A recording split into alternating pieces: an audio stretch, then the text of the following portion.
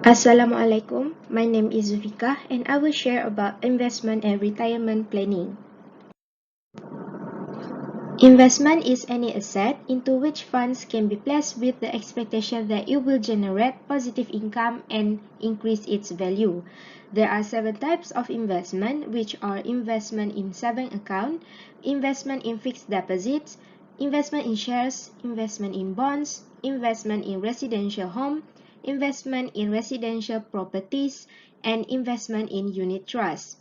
Next, the 3 most important objectives of investment planning are the growth of the invested amount, the safety of money, and income generation. Besides, other objectives include tax minimization and liquidity of the investment. Here are some reasons why investment planning is important. First, income managed through planning. Investment planning helps us plan effectively our monthly expenditures, bill payments, taxes, and etc.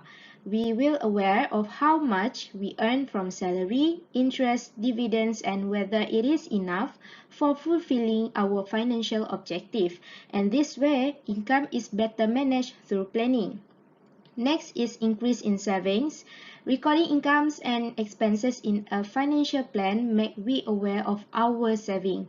Hence, we can make a budget whether we are within budget or overspending. This will make us aware of how much we need to save to reach our goals. Last one, provide financial security. Investment planning is not only important for individual security, but can provide a financial security net to the family as well. Financial security of the family is an important part of investment planning. Having family covered under security net gives an individual peace of mind. Retirement planning is the process of determining retirement income goals and the actions and decisions necessary to achieve those goals.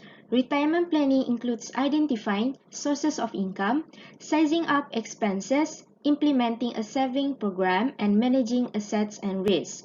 As you work towards securing all that you want to have in your retirement years, you may need to take up loan to finance your purchases. Ideally, all these loans should be settled by the time you retire. However, EPF can help you to prepare for that eventually. EPF is to provide retirement benefit for members through management of their savings in an efficient and reliable manner. Furthermore, it also provides a convenient framework for employers to meet their statutory and moral obligations to their employees. My name is Rodrigo Rani and I will be talking about estate planning. So, why do you need to do estate planning? Well, there's 3 reasons why you should do it. The first is problem-free inheritance. Contrary to popular belief, estate does not fall to the intended loved ones automatically. An intestate estate or estate without a will is administered by Amanah Raya Berhad. There's no guarantee that the amount of estate or the division of it will be fair and intended. Secondly, estate planning can reduce tax exposure. The estate received by beneficiaries are considered as an income. As such, all the associated taxes and expenses will be passed down to them as well. If the beneficiaries could not afford these expenses and taxes, then it will become a burden to them. Thirdly, estate planning is intertwined with insurance and retirement planning. Estate passed down to heirs can be used to reduce and eliminate debts of the deceased ones. As such, the debts will not be passed down to the heirs and beneficiaries. Also, the cumulative estate can be enjoyed by the intended heirs once the deceased is passed away.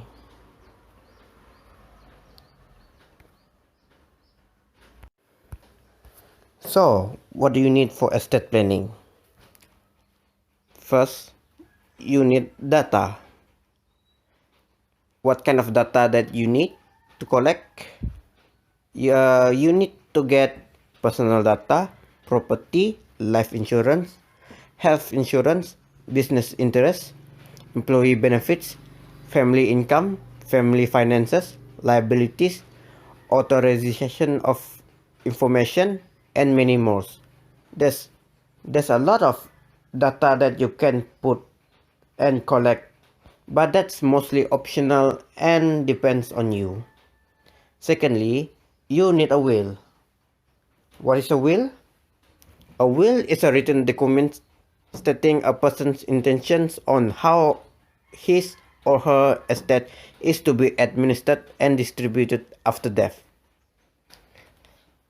For Muslims, his or her estate will be distributed first through fara'id, while only one-third of his estate can be distributed through will.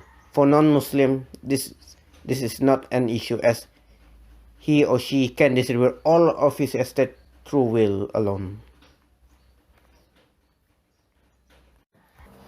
Now I will explain the steps in estate planning process that you should do. The first step is assessing family situation and set goals. You must know your family strengths and weaknesses and the goals that you want to achieve. The second step is get a comprehensive and accurate data. This is important to prevent any confusion and discrepancy in your estate when you pass away. Thirdly, list and determine the value of estate. List all of your assets, property, and liabilities so that it can be distributed properly. The fourth step is designate beneficiary of estate assets. Choose your intended heirs and determine the amount that he or she should receive. If you have multiple heirs, then you should also do the same to them. The fifth step is estimate the estate transfer cost. This is very important because if the estate transfer cost is too much for your beneficiaries, then it will instead become a burden to them.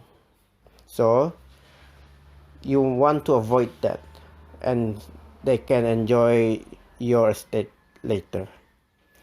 And finally, the sixth step is formulate and implement the plan. Write with the help of estate planners and your lawyer. Write up your wills and carefully formulate your plan. You should review and revise your will as necessary as you can. Big events such as marriages, divorce, childbirth, or even beneficiaries' death should be a reason to write a new wills, because old wills might no longer apply anymore. That's all. Thank you very much. Hi, good morning to Madam Siti Halwa. I am Ira Hazwani binti Yusuf. I am from PA 2404A. So today I will present my infographic, which is future financial challenges. Before that, why is it important to save money for the future? So basically, saving money can give you freedom. This is because even though you have money right now, it does not mean that you need to spend it immediately. You can use it and save it for the future to buy things that you might interested to in the future. And you also can use it for emergency situations that might happen anytime.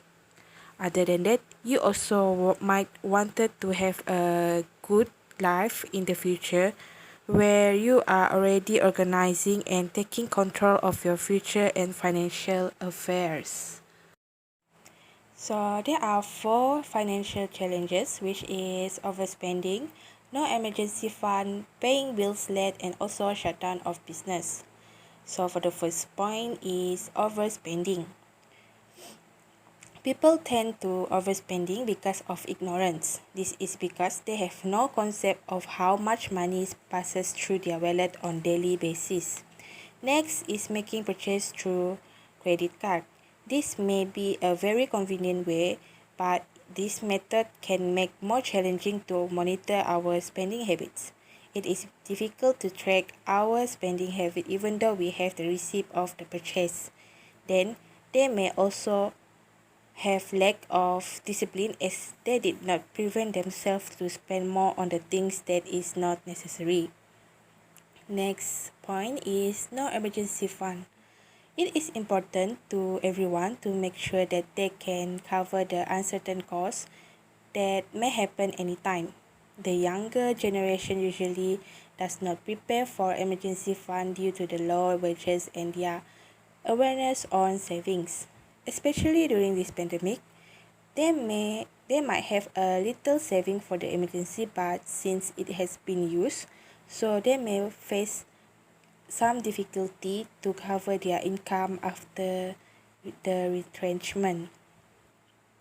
The third point is paying bills late.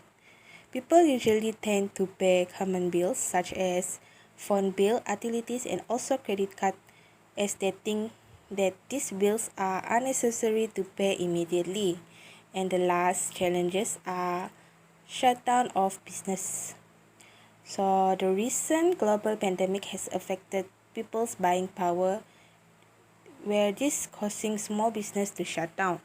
This is because the government have come up with the law of only essential business to continue the business, and this make the small business that rely on sales also suffer due to the not having the income to continue their business during pandemic COVID-19.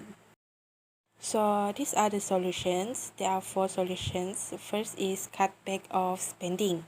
So they need to cut unnecessary expenses, and then they also need to make a list of needs versus wants so that they can identify which items are really needed.